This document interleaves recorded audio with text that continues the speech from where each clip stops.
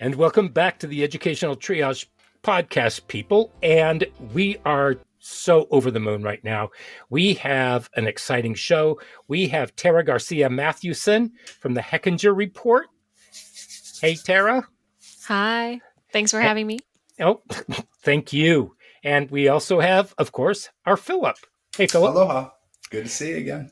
So this week, we are going to be looking at some of the work that Tara has been doing. She's an investigative reporter, and she's the one who actually broke the story on hidden expulsions. She's also done stories on corporal punishment and also about suspensions and just different ways that different districts or different states are handling student discipline. So, Tara, why don't you give us a little bit of background on your research and your reporting, and let's see where we go from there. Yeah, so I guess the framing for all of this reporting for me, I came back from a year-long maternity leave in September of 2021, and this was the point where basically the entire country was reopening after pandemic-related school closures. I was trying to catch up on a year's worth of not being up on education news, and a lot of what I kept seeing was student behavior being a problem in schools. And reading back, I was seeing that in the prior year, there had been a lot of warnings from student advocates, from psychologists, from social workers saying we need to anticipate that students are going to come back to schools with a lot of needs and we need to be ready for it. And so I was curious about whether schools were reopening ready for it. And as I was seeing a lot of reporting of just really difficult student behavior. I was curious about whether suspensions were coming back really stronger than ever, or whether schools were reopening with some kind of trauma informed and ready for what people knew that they should have expected. And so I actually started all this discipline reporting with some records requests to medium and large districts around the country, and saw that basically all of them suspension had returned to pre-pandemic levels, and some of them suspensions were higher than pre-pandemic, and in just a handful suspensions were lower. And so you have districts like Dallas that had introduced this entirely new, or I guess they had expanded a concept of reset centers where they were trying to get rid of suspensions. There were some around the country that were trying more innovative things or expanding programs to try and reduce suspensions. But it was clear that, we came back from years of interrupted learning when it became very clear how important it was for kids to be in school. And we were doing the same thing that we've always done in terms of kicking kids out. And so that was the beginning of my kind of exploration of punitive discipline. And like you said, I went on to explore corporal punishment. I went very deep into a school in a county in Mississippi for that story. Mississippi has long been the leader in corporal punishment use. And then in Arizona, went very deep onto the practice of suspending students for absenteeism and attendance-related infractions. And then the last big project that I worked on was in California about how schools push students out through the transfer process. So it feels a lot like an expulsion to a student, but it's recorded as a transfer, and therefore it's a less transparent form of exclusionary discipline, and it's also one in which students do not have due process protections or just as much due process and kind of regulation from the state. So I know that with the corporal punishment in the 19 states that have it, and when you did your story down in Mississippi, that the parents could sign an opt-out form, but they would still bypass that if they felt that it was more expeditious to paddle the student. So Yeah. I'm just curious as to, because to me it seems antiquated. I think I was in second or third grade, and that was long before you were born, when they got rid of that here Mm-hmm. in our schools. So, because I'm talking 66, 67, I think it was. And I was so, paddled in 67. were you Yes, I was. in school? In school. The Wow. principal took me to his office and Made me hold my ankles and paddle me. Wow. Do you remember what you did? Yeah, I retaliated. I was being picked on by a kid, and he picked a fight, and they saw me. It was the retaliator got seen, and so I was the one that got in trouble. I was bitter. I guess I was just defending myself. Yeah. So it just seems as though we've made so much progress, and yet 19 states, which is just unfathomable to me, have held on to that practice. Is there any real reason why? Were you able to probe any kind of psychological rationale that they have for doing that? Yes, I tried to get deep into that. I tried to talk to a lot of people who supported corporal punishment. And actually in this county in Mississippi, I think in a lot of ways, it made me think of inertia and the way that, things keep going as they are until they're interrupted. And these opt-out options help prevent backlash. So basically you can have a school system where the only kids who get paddled, as they call it in Mississippi, the only kids who get paddled are the ones whose parents support it and are probably using some form of corporal punishment at home as well. And so as kind of culture has changed over time and more people disapprove of corporal punishment, you have a smaller and smaller group of kids who are even eligible for it. One, because most kids don't go to schools where principals allow it. And even if they do, their parents support it. And so kids are not the ones who have power in schools, as you know. And so if kids are the ones who don't want it, they're not in positions to get rid of it. And so the parents who don't want it often get to opt their kids out, and so then stop fighting for, the system as a whole or other children. So I think there's been kind of a protection of the practice because of that structural factor. And then I think, it remains in communities where it's very common at home. And so if it's common at home for a lot of families, it doesn't seem like much of a stretch. And a key part of my reporting is that parents were being faced with a choice. Schools were saying, would you like us to paddle your children, or would you like us to suspend them? Because if you don't let us paddle them, then we're going to send them home. And so for families who work, for families who care about their kids getting education and sitting in class and being able to hear the lessons from the teachers, corporal punishment seems like, one, the better academic option for a kid. And in some kind of family circumstances, school is childcare. As we all learned during COVID, school is really important childcare for a lot of families. And so even if they didn't like the idea of corporal punishment, they still chose it over a suspension. And so part of the question, sorry, how do the laws allow that? They must be specifically allowing, except in cases of you can't strike a child, but it's pretty explicit in the laws. Where it remains, it's very open. Schools have a lot of power to decide. Oh, okay. So states pass a lot of laws about school discipline.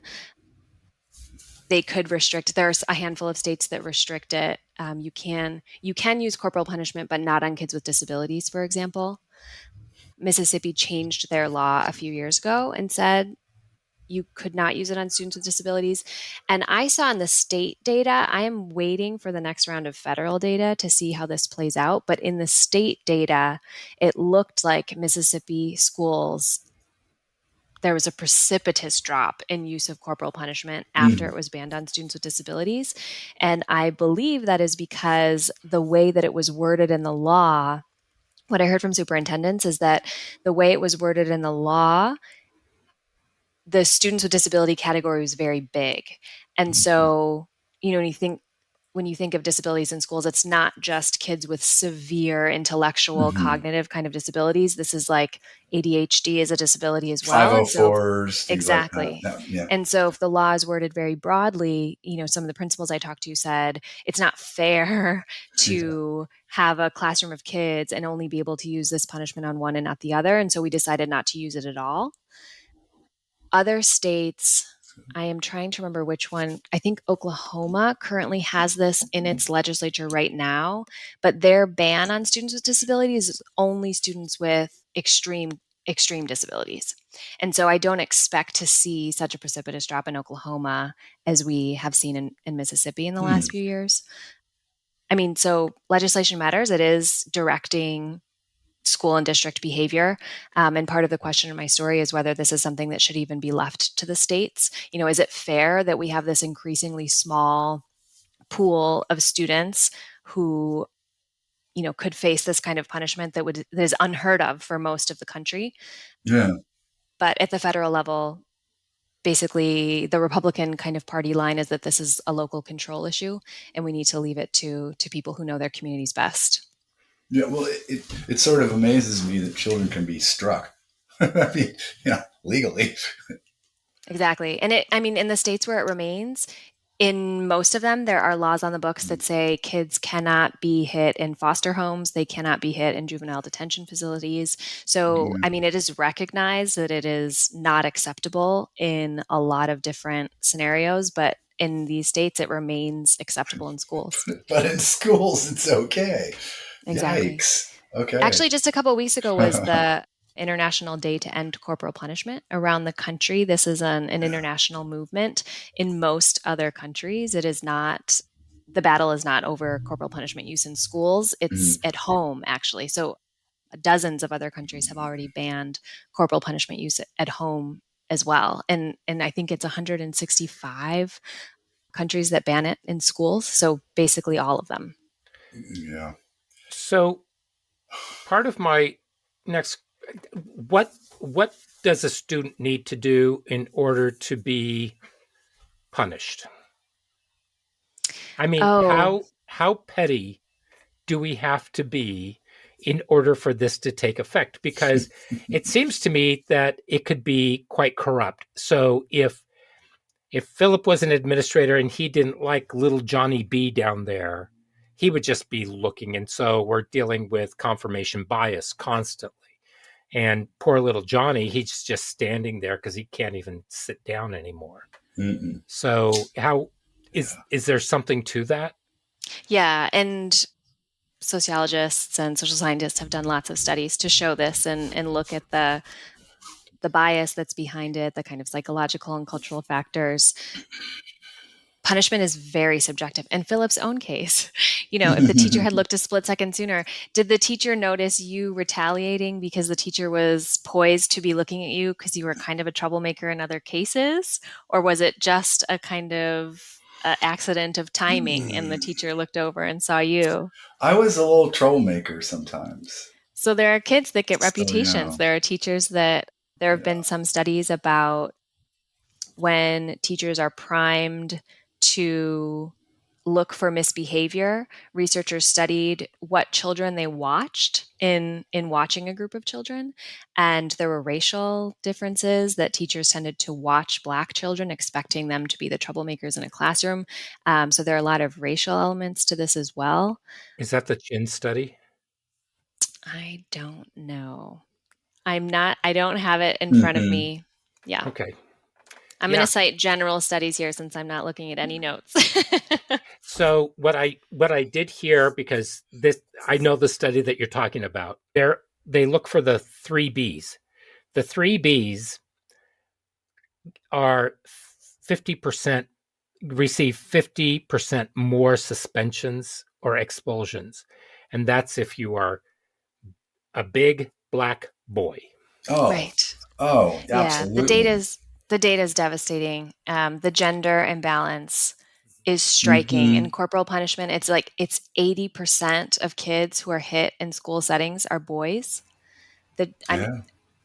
The suspension numbers are also, the gender imbalance is striking. The racial imbalance, especially for Black children, is striking. And then depending on the location, you have some overrepresentation of Latino students, you have some overrepresentation of Indigenous students, but Black boys for sure are at a nexus.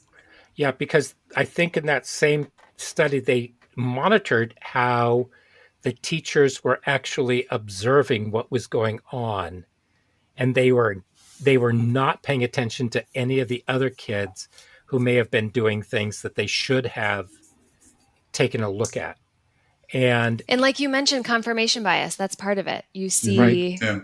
you see someone doing something who you already think is kind of a bad kid. The same exact behavior is filtered through a different lens if you see someone as a good kid. And it doesn't matter what race you are as a teacher, because they found Yeah. it clear across the board. Well, as a society, we've also encouraged fear of big black men. Many of those criminal characters, those menacing characters, are big black men. Yeah. And that just is a prejudice that we get from our society, our media, our outlets, everything. We think about that all the time. Big black men are the scariest of all. So big black boys, naturally scary. But see, when they talked about the 3 Bs, this is going to be a little bit of a surprise. They were talking about preschool. That they were talking about 3 and 4-year-olds when they were doing it. And it goes back because I was awful. listening to Dr. Rosemary Allen out of Denver, and she was talking about how 8 months old kids will go into a place to daycare or the pre-K setting because statistics show that if children enter into a pre-K at an early age, that it actually helps them cognitively to achieve and do better in school in the future. But you have 8-month-old kids throwing a temper tantrum and being suspended or expelled from the program. And kids do this because this is when they learn how to self-regulate. And Philip, you worked in pre-K.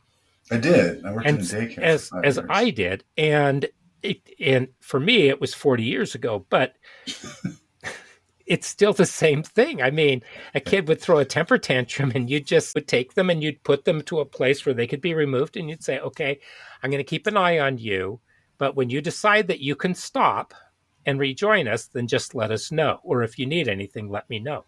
So I would keep an eye on them, but they were removed from the group, and then they could join the group when they were ready. But so they were taken care of. But these people, they talked about how what they were looking for was whether or not they were going to be injurious or be a danger to any of the other students or anybody else. So that was the typical reason for that. But I never would have considered that back then. Yeah, we have very little data about discipline in early childhood settings or in preschool or pre-K settings. Mm-hmm. The federal government reported it out through the civil rights data collection once. I think 2017-18 is the last time we have data, and I think it's the only time we have data. But that data set is incredibly messy. It's pretty untrustworthy in terms of what was showing up there. But there was a survey study done, I want to say out of Yale, that looked at early childhood settings, and it is believed that exclusionary discipline, suspensions and expulsions, are more common in pre-K than at any other grade level, actually, expulsions in particular. Mm-hmm. And those follow the kids because it follows their record, takes them into grade school. So if they were expelled for one reason and they want to go someplace else, well, that's on their record. And then when they're in elementary school, that's still on their record. What does it teach the kid about what they're worth or their value, in a sense, and who's there to help them if they need help, or how do they resolve these issues? Yeah. If whenever they have a need that's not being met let's say that they're just hyperactive, or maybe you have people who just don't understand that when you have a gang of little kids, you might as well use super glue, because you're not going to get them all to sit down, and you've got to take a lot of deep breaths. You've got to have a great attitude. But if they're not willing to sit there for 10 minutes quietly, and there's examples of this that in the articles that I was reading, that they will look for confirmation and affirmation from the teacher, but if they don't get it, then they just lose it, and then they get picked on by the teacher. But if they're not getting it then what are we telling them about later on in life? So some of this is actually starting to happen. Yeah. So Two things. One, you pointed out the idea that kids are just learning self-regulation at this time.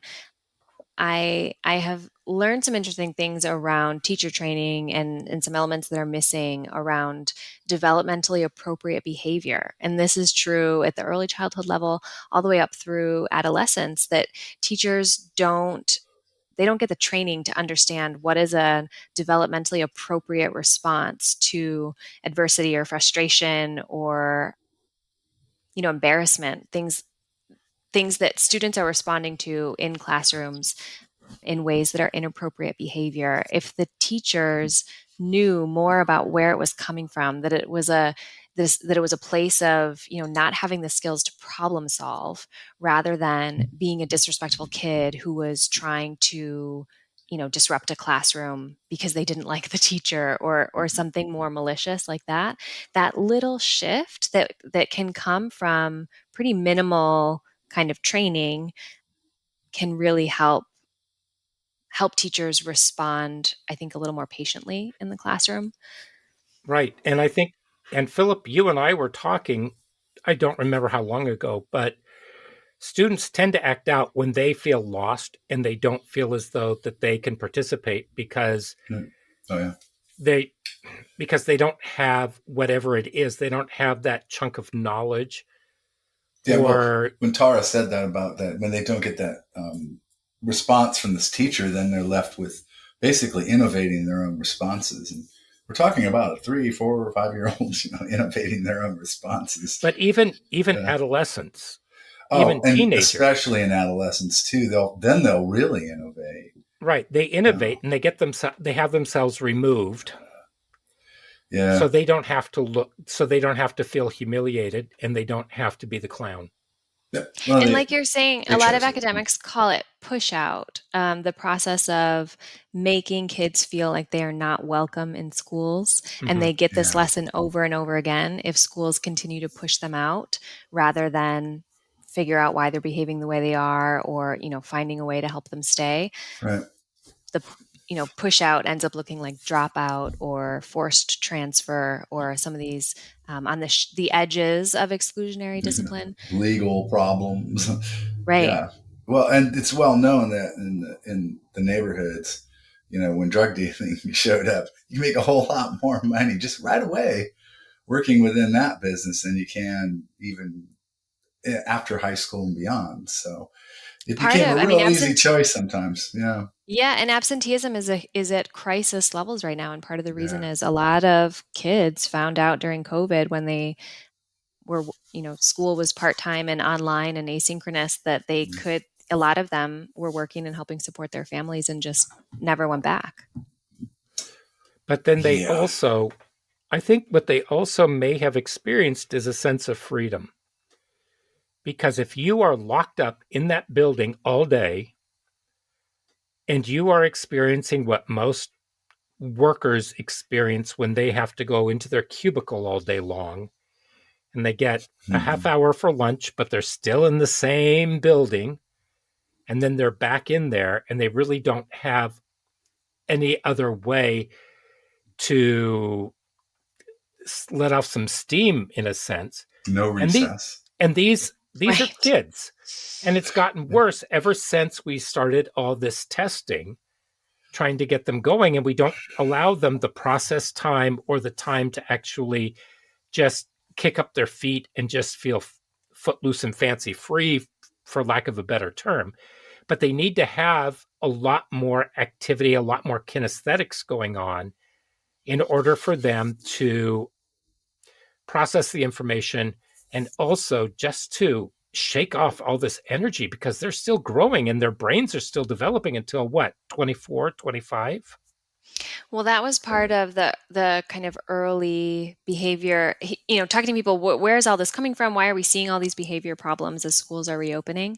And that's what people were talking about. It's like these kids went for sometimes over a year being able to sit however they wanted, lie down with their laptop on their laps, get up and get snacks whenever they wanted, go to the bathroom whenever they wanted.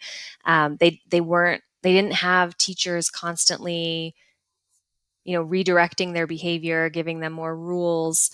So they're coming back. Not only are they having to deal with the kind of social elements of being in groups of kids their age, and dealing with all the things that come with that, all of the rules and structure to school was, Yeah. they had gotten out of the habit, or for some kids, they never got into the habit of being a middle schooler or being a high schooler or being in elementary school because they were at those transition points at the beginning of COVID. And so it was a lot of work to get kids used to sitting still for a whole day, following rules for a whole day. Has there been any research into schools and their structures getting more rigid, or just generally, more discipline structures built in since the pandemic, more rigid attendance policies, schedules, things like that? Or Yeah, in Arizona, I was looking at schools that diverged. So this was the project around schools suspending students for absenteeism and attendance-related yeah, infractions. yeah. And so I worked on this project with Maria Paletta of the Arizona Center for Investigative Reporting, and we requested data from basically all school districts in the state, and we got back records from about 150. And so we looked at all of their suspensions for over a 5-year period. And so we could see before COVID and after whether there were changes. And we were specifically looking at attendance related suspensions. So we could see schools that trended in one direction or another. And so there were some that suspended for attendance more often after COVID. And in talking to them, Yeah. they're saying, rules are rules. We spent this many weeks training students on what they needed to be doing. And when they didn't do it, they needed to face a consequence. Whereas you had other schools that said, we are really just trying to get kids here for any length of time. We want them to be in Yeah. school. We know that the suspension is not going to help them come back after. It's not going to help solve the problem that we're trying to solve. And so we're just not doing that. And so this is a very local kind of Yeah. problem and question and set of solutions. And so, some schools are definitely making a return to the kind of zero tolerance policies of the 90s, and some are trying a much more The reason I say that generous. is it's sort of anecdotal evidence, but I guest teach a lot. And I go to multiple schools, and each and every one of them seem to be a little bit more rigid, a little bit more now, we mean this, and security is a little more acute. And I'm thinking that's sort of the wrong direction after a pandemic, to close up and structure more than, because the kids, as Tony was saying, they've been used to lying around in their jammies and doing pretty much what they want. And all of a sudden now it's like reality time. And I think the pandemic changed a lot of things. And there's a lot of adults who want things to go back to the way they were. However, they can't.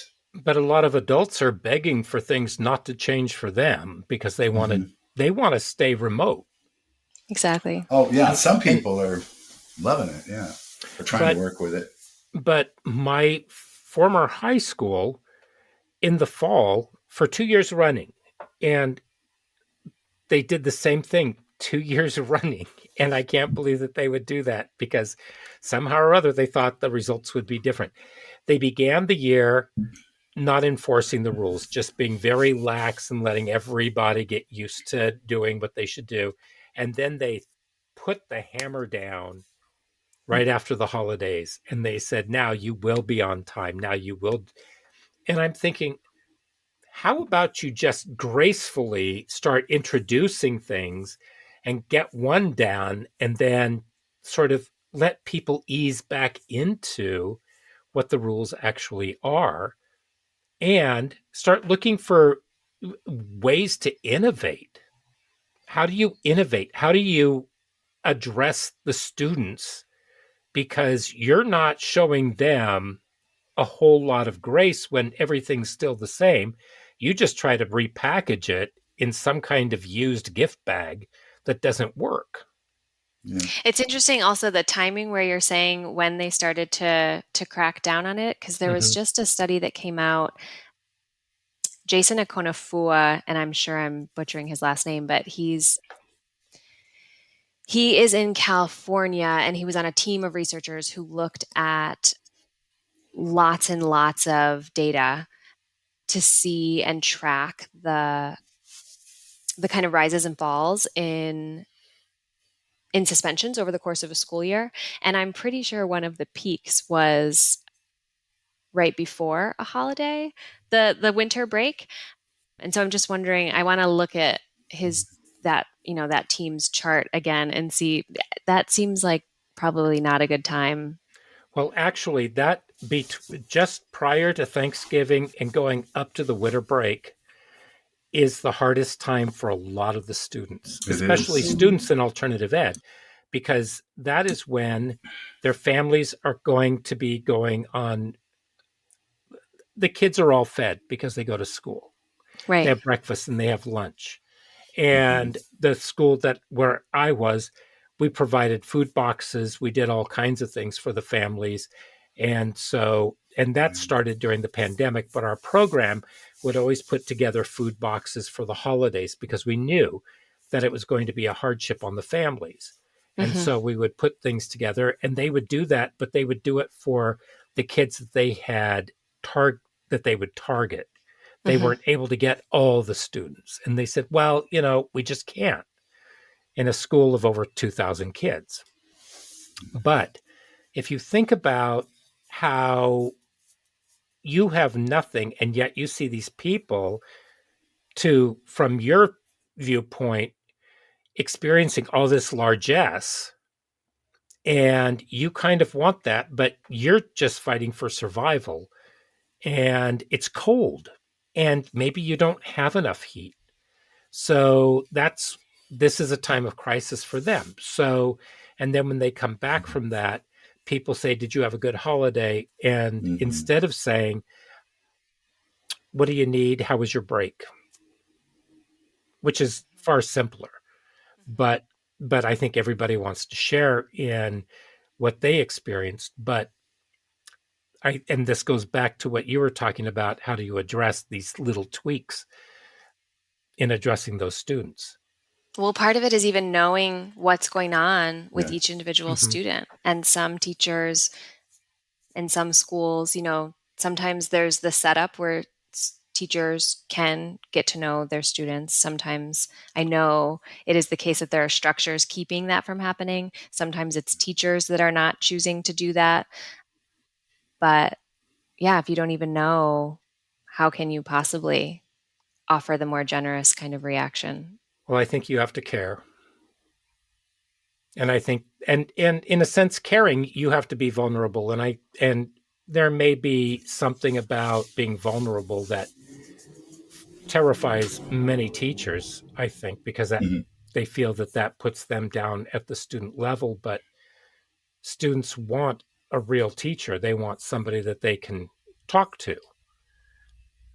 And that doesn't mean that you lose your seniority, or I don't know what else you would call authority, it. Authority, yes, over them.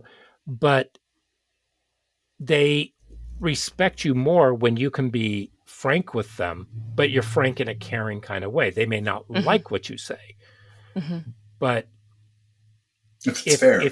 But you have, it's fair, but you also have to take a look and you have to come up with some ideas, and you have to be willing to throw the rules out the door and say, okay, instead of that today, let's do this and get something going where you're not fighting any of the kids. You're doing something, because just quiet work doesn't always do it for the students. And so if you're trying to make sure, and showing a movie doesn't always work. You've got to find something. How do you build a community in your own classroom? One of the issues with the kids too over the holidays is that some of them do not want to spend that time around their family or parents, or there's something at home they just don't want to be around. And sometimes it's a lot of abuse. Yeah, 2 weeks. They do not like that sometimes. Plenty of adults don't. I mean, there's always so much chatter about how do you get through the Thanksgiving dinner with your families? How do you, it doesn't end. No, it doesn't. And a lot of them act out just to get things riled up. I don't know if they're doing it intentionally. They don't have an objective so much as they just, again, don't know how to handle it. They don't have the problem solving skills.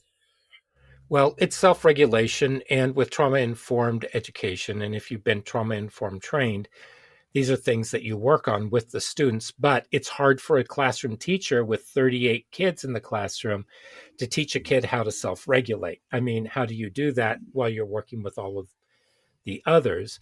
And so, what are the strategies that you have? So, you need to be able to develop a relationship with that one student and have some kind of a cue with them. Don't share that cue with another teacher. They need to figure that out on their own. But Yeah. Yeah. you develop your own relationship with that student, and that's what's going to carry you. And it's going to help. But I think that, and I think you pointed this out by saying that we do need to establish the relationships. That's sort of the foundation of everything, anyway. Yeah. And I don't think that people know how to do that. I know people who talk relationships, but they don't know how to do it. But I think that you've got to be able to vary things. You have to be, what do you do with your own kids? Let's put it that way. If you've got your own children and you want them to do something, how do you convince them that they are going to do it and you turn it into a learning and fun experience?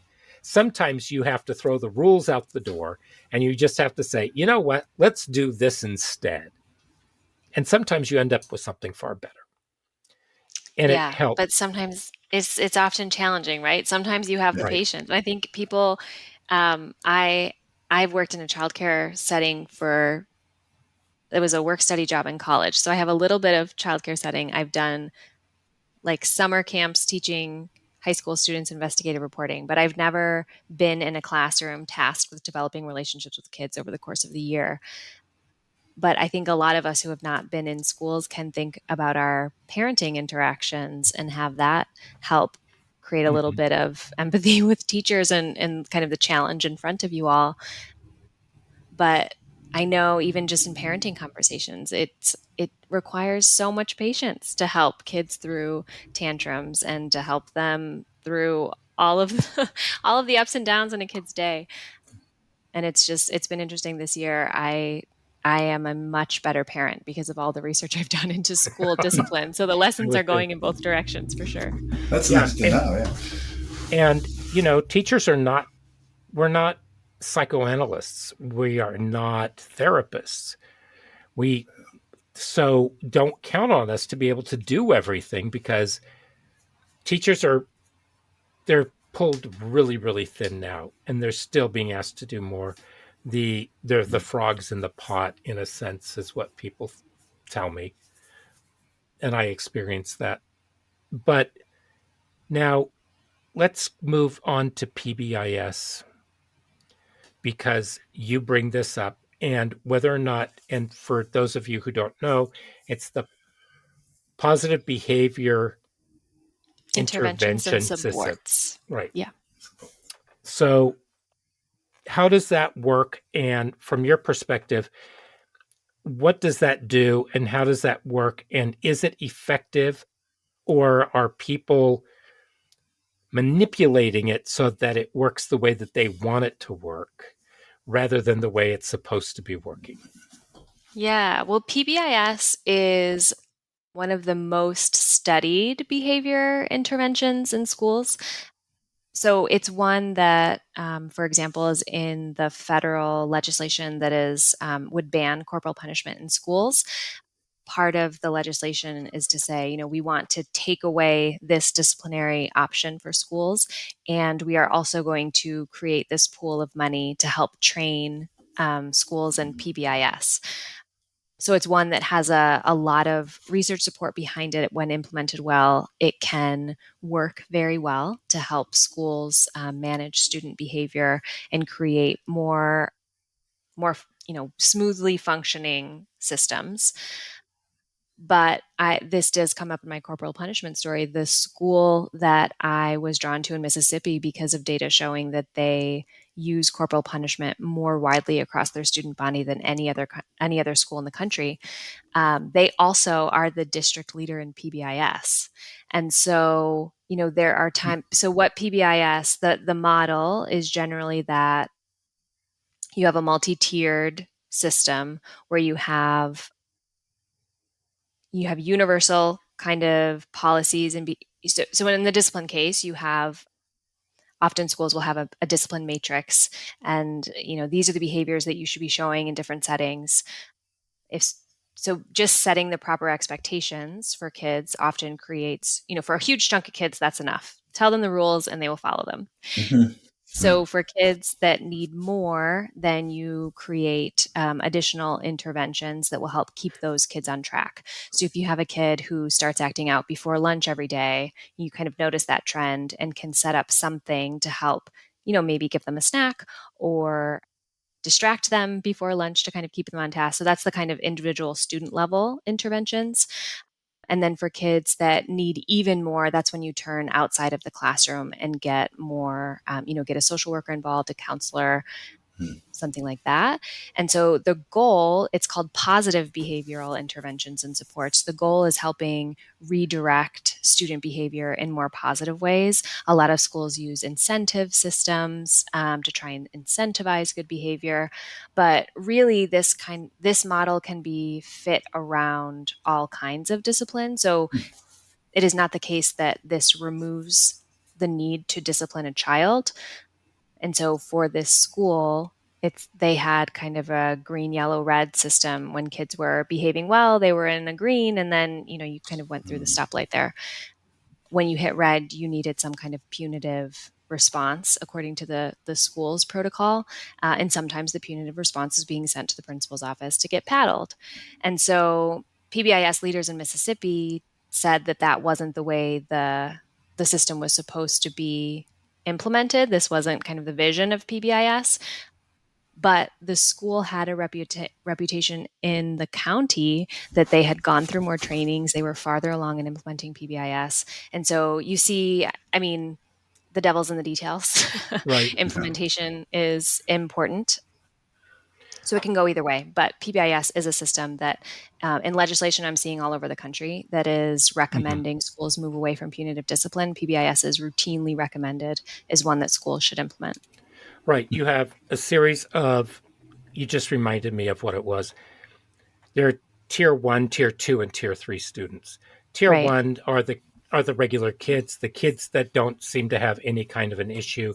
Tier 2 are the ones who just aren't quite fitting in quite right. And tier 3 are the high flyers. They're the ones that you really have an eye on. And there's very few of those. So in order to, and you find all kinds of supports for them. The other supports for the other kids tend to be easily moderated and taken care of.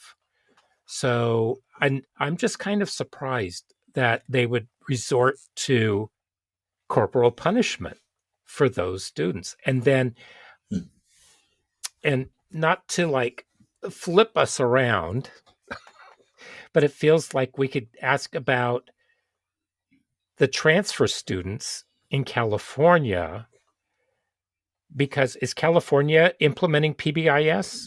And are they doing the RTI, which is route to intervention? Mm-hmm. Uh, I am not sure what the statewide recommendations are around PBIS. I would be shocked if California Department of Education were not mhm. encouraging schools to go that route. From what I know about California, it seems like they probably have a pretty robust statewide support for helping schools implement PBIS, but that is assumption based on minimal research in that direction. Okay, so my other question then is, why would they transfer a kid to another school to get rid of them and make that child another school's problem then? They haven't addressed anything. They're not going through normal protocols. The parents don't feel as though they have any recourse, correct? Right. because they're not really given any kind of no sense of direction or knowledge about what they can do. Can they sue the district and stop it? But do most of these parents even have the means to do something like that? Yeah, I'm not sure what the grounds would be for suing. And because of the vagueness in the law, schools do have some protections. So yeah, I haven't heard of anybody suing to stop a transfer. There are people who retain attorneys to help them fight it, but because state law gives students no real protections to fight a transfer, they don't really have the grounds to go off of. And so, or ground to build on, I guess would be the saying. Yeah, so attorneys will try and convince the district to change their minds and take back the transfer. But once it's approved, there's very little option. 16,300 in 1 year. Yeah. That averages, I think, what did we say, 661 per alternative program, because there were 53 alternative programs in that area, which is a huge influx. And they probably went out to some other schools too. No, but you are, sorry, no. So you're pulling in data that we looked at, or that I got across about 20 different districts. The school number you're citing, the 53 alternative schools, is LA Unified. Right. And so for LA, I actually did not get the data about the number of students transferred. That was something that they were clearly reporting incorrectly to the state. But yeah, there were 53 alternative schools. You have enrollment records from the state that show there are tens of thousands of students enrolled in those schools, but there's no transfer records to indicate how they got there. So LA Unified was kind of a strange case. But the 16,300, that was across 20 large districts in California that I looked for. Those were students transferred to alternative schools. That's still a huge number. And the alternative schools so I'm not sure how they fund alternative schools and programs in California. Here in Oregon, private alternative schools receive 80% of what it takes to educate a child in the regular school. But charter schools. How did they settle on that? I don't remember. I work with a couple of people from the Department of Ed, and they keep explaining it to me, but it just makes no sense to me. Is it safe to assume that there are as many different policies and procedures for transfer and removal of students as there are districts? For basically, sure, as there are districts. Everybody and I would has their own way to do it, right? Yeah, and probably even more than that, because you have a district level policy that some principals will decide to interpret one way and others, there are plenty of principals that would say, I'm never going to kick a kid out. I don't want to do this forced transfer. And so that'll never happen in some schools, where you have others that will recommend a student for a transfer. Ultimately in California, the transfer decision comes from the district level. So the way it would work is a principal would recommend a student for transfer, and then the district person would be the one actually assigning it. But yeah, discipline is very local. Mm-hmm. How does that address the issues that the student is having? Because in the research, if you look at students that are transferred to an alternative school, it doesn't matter what state it is, unless they have an individual learning plan that follows them.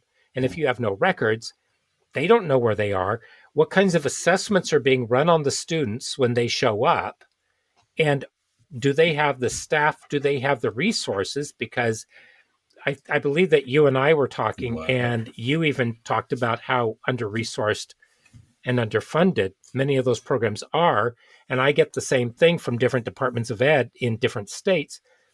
So why are you taking a kid because alternative education requires far more resources. You don't give them the money. You treat them like a garbage dump.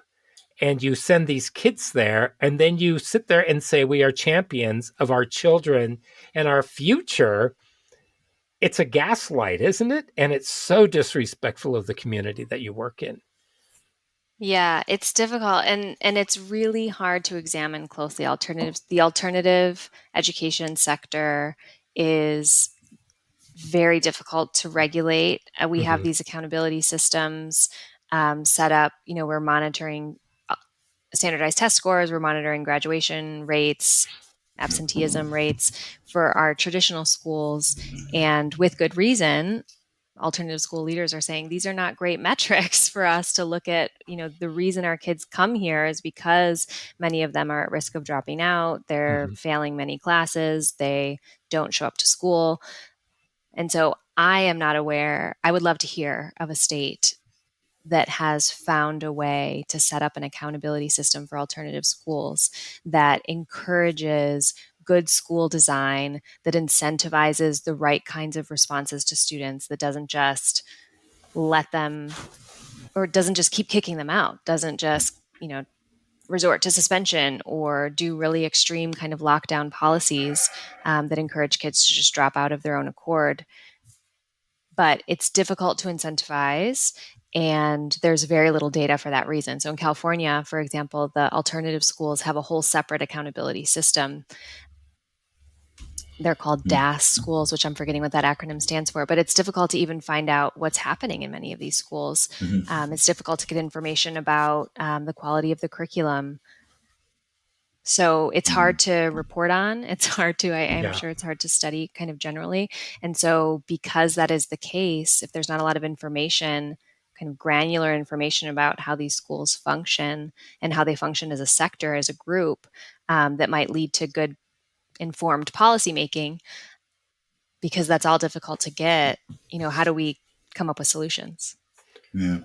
Exactly. But I think the best alternative schools are the ones that address the canary in the coal mine and figure out a way to keep it alive on the spot and then work from there in order to maintain and build up a community of respect for the students so that they are able to learn, and it includes the parents. But alternative schools are not all going to be the same, and you can't legislate that alternative schools must be the same because Philip comes into my program. I have to figure out where Philip's gaps are. I have to know what he needs to learn Yeah. so that he can be successful and so he can continue to go. So maybe he's at the third grade level of reading.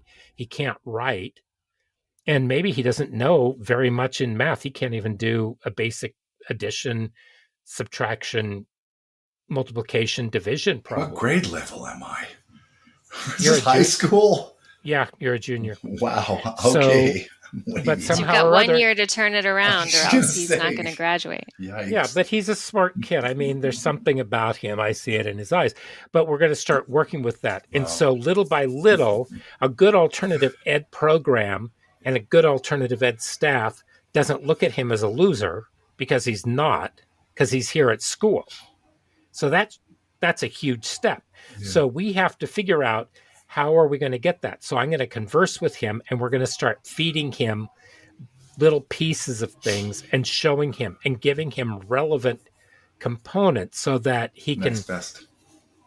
The next so best place, giving the next best right result. right so On that and on everything and is coming along and actually we're able Yeah. to start getting him so that he will be able to, maybe if he has to get his GED, Yeah. or maybe because he doesn't have that number of credits, or maybe we can find a way that we can fast track those credits because he's got it. And so he's just a brilliant guy. And so I was we can just get him sloughing there. off for the first 17 years of my life. Right. So, But I think the little by little piece is what is so challenging. And I'm trying to put myself, as I'm doing all this research and as I'm pointing out all of these things that I'm saying schools shouldn't do them. They're being criticized for all these punitive policies. So what should they do? And I spoke with a wonderful alternative school principal in Arizona, which was the third story in this series about suspending for absenteeism, focuses a decent amount on an alternative school in Chandler, Arizona. And the principal described all these things that you just described. And it really is a little by little process and winning Yeah. the trust of a student, in convincing them to come back. It's just hard to imagine how that can be implemented at scale. She runs a very small school. Yeah. She is willing to keep pushing, keep feeding the positive messages to a kid as they continue to kind of, show up to school only a couple times a week or come Right. late, insisting that she is not going to suspend them for behavior that would have gotten them suspended in other schools, because she knows that that's not going to help. It works great in her school, it sounds like. But when is there time to educate around all of that? And You have to take your head out of the regular mainstream classroom. Yes, and you have to make your environment smaller. You can't have you can't have more than 15 to 18 kids in the room. 18 is really blowing out the walls. I'm saying 100 on the whole school grounds too, but it depends on how many staff you have and how big your facility is. Yeah, but Philip took over after me in a one-room schoolhouse. Yes. And I started out with 18 students, and some of them would just pop in because they were part of a shelter program. So I might have them for a day, and then they were gone, and maybe somebody else came in. But what were the ages, the range? It was, I want to say 14 to 18. Okay, high school. Usually 15. Right. When I first started, it was 7th grade through 12th. Okay. Yeah. Okay. You had them a little younger. But what we did was, there's a way to incorporate. If you take a look at what skills all students need, you can run a program that way. You can talk about books. You can talk about writing. You can talk about social studies and government. You can talk about all these other pieces, and then you can give people like independent study that they can work on. As long as it's a small environment. Yeah, because that way, if they have questions or they want to do something, or they're not really understanding what's going on, then they know by just raising their hand and saying, "Yo, what am I doing here? What is this? What am I looking at?" Yeah, every place is different on how they do it. I worked in a program where every Monday morning the students would come in and we would teach them basic skills like, how do you tell time? How do you use a ruler? What's measurement? We did, and then we would also teach maybe something fun that we wanted to learn, and they would do it. And so that would be just kind of working in the elements, the rudimentary elements that were required just to get along in life. I think one of the cardinal sins of education today is that classrooms just have too many students. It's just too many students. It ruins absolutely everything. You cannot teach effectively a group that you can't relate to or identify with or even develop a relationship with at all.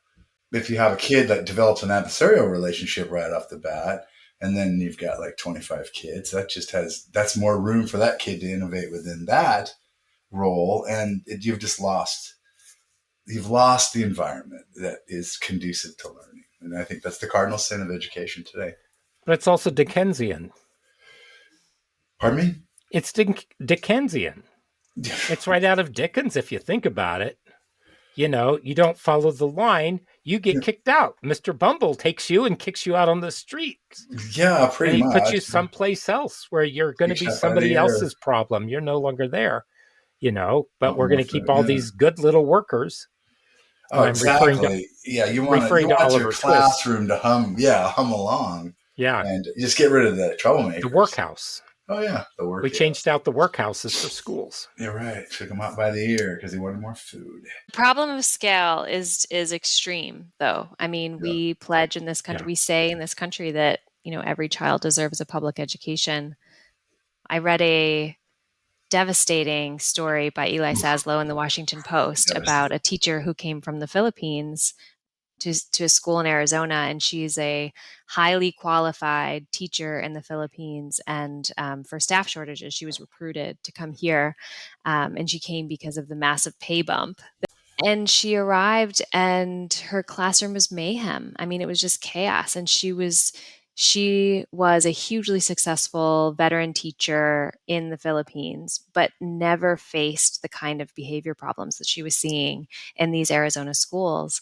And I really think part of that comes down to the free public education that we have here, the free compulsory public education that we have here. In other countries, students approach education differently. It's, there's just a cultural difference to it that There it I is. think Well, it's also hard to overcome. Yeah. families approach it differently too. I mean, their respect for it, I think. So, and I think we were a little late to the game in the way that we began public education, and we made it compulsory around the turn of the century, between the 19th and the 20th century. I mean, it was in those 20 years or so, I think. I think we Late discussed, 1890s, early. well, we talked about it because it's in the Nicole Goyle book. Oh, right. And they, and Hmm. we used to have apprenticeships, and we don't have Yeah. that anymore. And so now everybody says everybody has to go to college. Well, I don't want to go to college because I hear all these people saying that they spend too much money to go to I don't want college. the debt. And I don't want to be there in debt. I have former students who are out buying houses. They've been working since they graduated. They're 25, and a couple of them are going off to buy another house because they're going to rent that one to their family. And, I mean, they're figuring things out, and they're very good at what they do for a living. And they didn't go to college. No. And they just went right to work.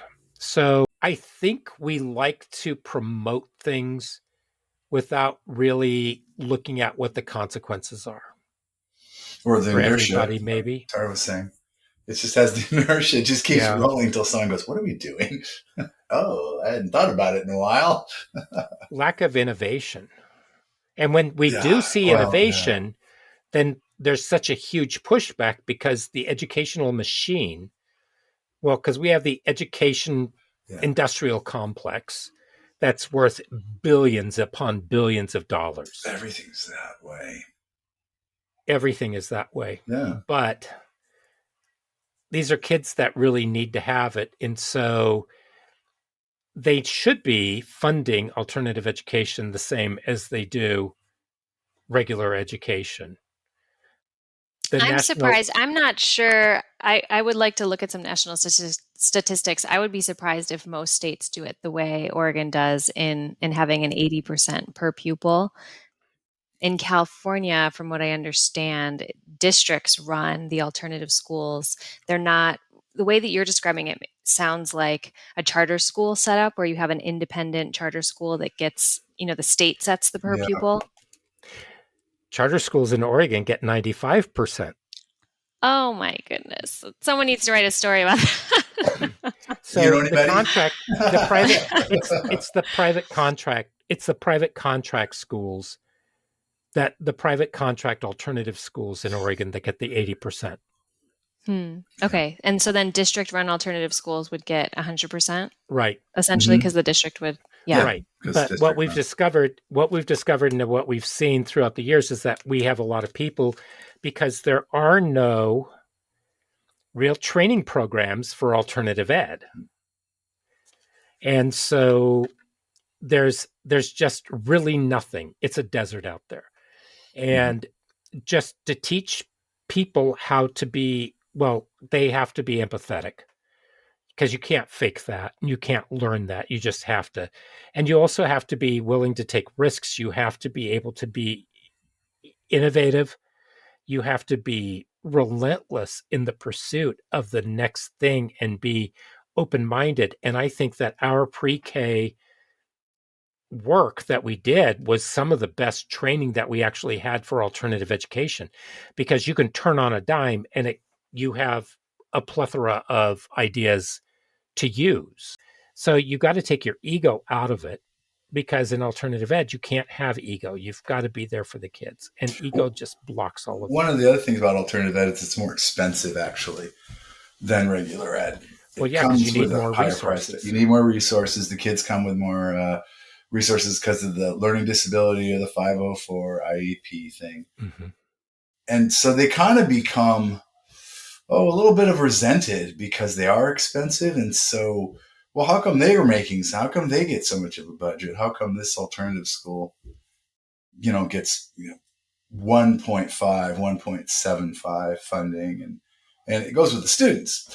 They're cutting one of the schools out of the district that I live in up here in Washington State. It's the more expensive of the two alternatives, and the kids were 1.6 funding or something, and then the other alternative is like 1.2 per student. It was a really good small environment school, really, really smartly designed, beautiful facility.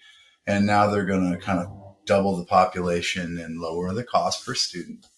So it was first on the cutting board because it was so expensive, Yeah, unfortunately. there are difficult politics around that for sure. The kind of interdistrict zero sum that budgets are kind of politics, because in some ways there is an incentive to transfer more kids. Disciplinary transfers to alternative schools make sense if you want to fully enroll your alternative schools, because the lower, if they're not filled to their capacity, then the per pupil cost is more because you're still paying for the staff. Very Mm-hmm. And true. so in some ways, a push to reduce disciplinary transfers is going to disrupt in some districts enrollment in alternative schools to an extent that is going to mess up budgets and maybe force closures that then makes schools that might be good for students for other reasons, Right. No longer That's a exist. very good point. I hadn't thought of that. Well, Yeah. there's always a consequence for any kind of action. So you have to take all of that into account, and that's very true. But students can also be given a menu. And That is a good approach. We had an administrator that had that approach. Sorry. and if you have a menu of options, because look, Tara, it's not working out for you here. I love you to death, but it's just not working out. I want you to start considering what it is that you want to do and how we can best help you. And it doesn't mean you're going to lose us, but but maybe we can find a better place for you. And if you need to come back, you can. This isn't permanent, but just some way. And then give that menu to the student and just say, think about it. And if you need help, I will go with you and I will take you there or whatever in order That's for. so interesting, though, I have to say, because that is a very similar conversation to some of the ones that I reported on in a more negative kind of context, where kids and families are counseled out and said, it's not working for you here. And the message to students is, we don't want you here. And so Oh, depending, it's all in the messenger. Like, what is the intention of the person who's saying it? I could see that message being delivered in a very kind and supportive way, yeah. and also know that it's probably often delivered in a not so kind and supportive way, which makes it difficult to create policy and create rules around what's allowed and what is bad, and what is punitive discipline versus what is a supportive kind of attempt to find something that really works for a kid. We Right. had we had a really good system. You recall, we had so many different programs, or the high school. I had attendance policy usually, and if the kid was in attendance trouble, it'd be a contract. And if they violated that contract just 3 times, then I'd let them go, and it was very consistent. But there was other places for them to go, and I told them, listen, go figure it out. If you want back in, after a few months, come talk to me again. I'm not adverse to that, but you have to change. And I had every kid that came back graduate. They were stellar once they came back. But I always kept the door open, and we had other programs. We had other means, like, okay, you're not working it out here. You're going to go to another program. And if you want back, I'll talk to you. But, and so we kind of had we didn't give up on the kids. We had different places to try them out in.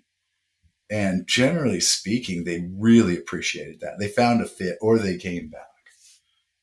So we didn't try to weed anybody out per se, but be very consistent with our policies. So they knew that when they were in school, they had to do the school thing. They had to come to school to do the school thing. And they had to have a behavior standard that was normal, and that was it. They're pretty basic, but there it was. But the one-room schoolhouse where we taught, if a kid didn't make it there, then they were put into shackles and they were kind of bussed off. Oh, your guy. Yeah. Well, yeah, because they were in violation of a But court here's order the or odd something or thing. other. Yeah. Here's the odd thing. I still heard back from mine, and I went down to the what do you call it? The lockup for the students. And I would go down there because I had friends who worked down there, and occasionally I'd be there. And the kids would just get so excited and they'd see me and they go, Tony! And it was just, it was, I mean, you have that relationship with them. So it's not, they make choices on their own. It's not you. But, schools have a 1 to 14% impact on student outcomes. Of their lives. Yeah, this general. Yeah. Anything, the outcome of everything, 1 to 14%. Because 86 to 99% of those outcomes are determined by environmental factors outside of the school. Yeah, that's what I can't think too much about those statistics, and I bet teachers have a hard time paying too close attention to them too, because then what are we doing focusing on schools?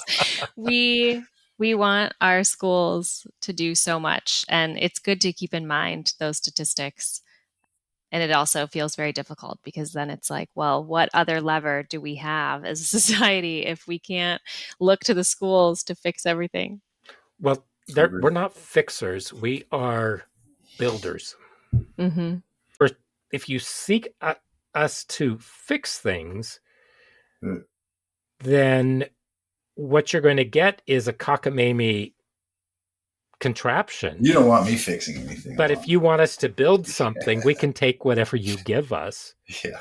We know how to get people to work together. That's the beauty of good educators, I think, is that you can take something and you can build something with it, as long as it's willing to be malleable and to be open to the learning. But the teacher also has to be there. And the circumstances have to be right too, which they are for 99% of the time. So, and that's another beauty of alternative education, are the people that think that way. And as far as what would a successful alternative school look like, I will put in the show notes and I will shoot it to you. There are the standards that are put out by the National Alternative Education Association. So that is one way to look at it. Yeah, but I'll have to dig into those. And I think every district looks to find a way to create an alternative program depending on the needs of their population. New York City has completion schools, and they also have the transfer schools. Mm-hmm. You have people who are doing remote learning now. You have, I don't know, there are so many different variations on what schools can do now as far as alternatives. So I think we're going in the right direction, but people have to quit looking at us as the dumpsters and trying to set us on fire. But, I don't know. Tara, I've learned so much from you today. Yeah, it's an amazing amount. Yeah.